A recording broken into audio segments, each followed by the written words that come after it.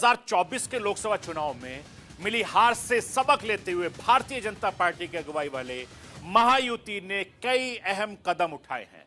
शिंदे सरकार ने तमाम लोक लुभावनी योजनाओं की शुरुआत करी और उसे महाराष्ट्र की जनता तक पहुंचाने का बेहतरीन तरीके से काम किया।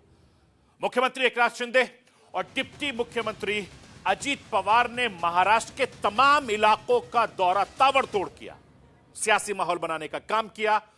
महिलाओं के लिए लाडली बहन योजना की शुरुआत की, जिसका जिक्र अभी देवेंद्र फडणवीस जी कर रहे थे, जो महाराष्ट्र के चुनाव में अहम साबित हुआ और इसीलिए महिलाओं ने बढ़ चढ़कर हिस्सा लिया। इसके अलावा बीजेपी ने अपने बिगड़े हुए सियासी समीकरण को दुरुस्त करने के लिए, ठीक करने के लिए कारगर कदम उठाए।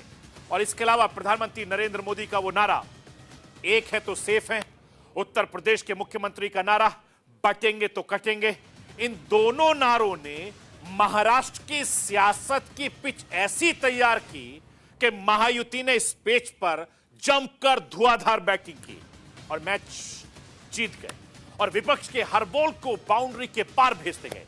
ऐसे में अहम वजह भी रही हैं जो महाराष्ट्र चुनाव में बीजेपी शिंदे अजीत पवार के लिए सियासी संजीवनी साबित हुई है।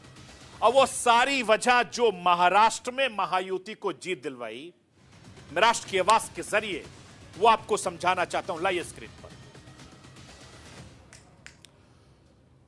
लोकसभा में मिली हार से भी सबक लिया और लोक लुभावन योजनाओं का जबरदस्त तरीके से महाराष्ट्र में प्रचार किया।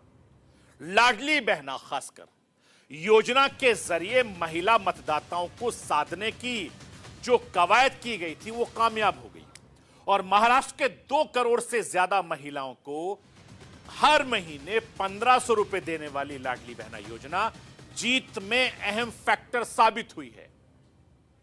और लोकसभा चुनाव में सबक लेते हुए भारतीय जनता पार्टी अपने दिग्गज नेताओं को नहीं बल्कि कार्यकर्ताओं को भी महाराष्ट्र चुनाव में जमीनी स्तर पर उतारकर सियासी फिजा को पूरी तरीके से बदलने में कामयाब रही। केंद्रीय गृह मंत्री अमित शाह ने महाराष्ट्र के चुनाव मैनेजमेंट की कमान खुद संभाल रखी थी। अमित शाह ने अपने हाथों में कमान ले रखी थी और उसे जमीन पर उतारा। प्रधानमंत्री नरेंद्र मोदी ने अपनी जनसभाओं के जरिए सियासी माहौल को पूरी तरीके से बदल दिया और लोकसभा चुनाव में राहुल गांधी के द्वारा संविधान और आरक्षण के खतरे के मुद्दे ने भारतीय जनता पार्टी की अगुवाई वाले महायुति को बड़ा झटका दिया। महाराष्ट्र में हिंदू वोटर्स पूरी तरीके से जातियों में बिखर गया और जिसका नुकसान बीजेपी, शिंदे, अजीत पवार को लगा और विधानसभा चुनाव में भारतीय जनता पार्टी ने जातियों में बिखरे हुए हिंदू वोटों को पूरी तरीके से एकजुट करने में कामयाब हासिल की। बीजेपी का बटेंगे तो कटेंगे का नारा, एक है तो सेफ है के नारे पर हिंदू वोटों को एकजुट करने में कारगर साबित हुआ और इसका फायदा मिला। मैं आपको यह भी बताना चाहता हूं, इन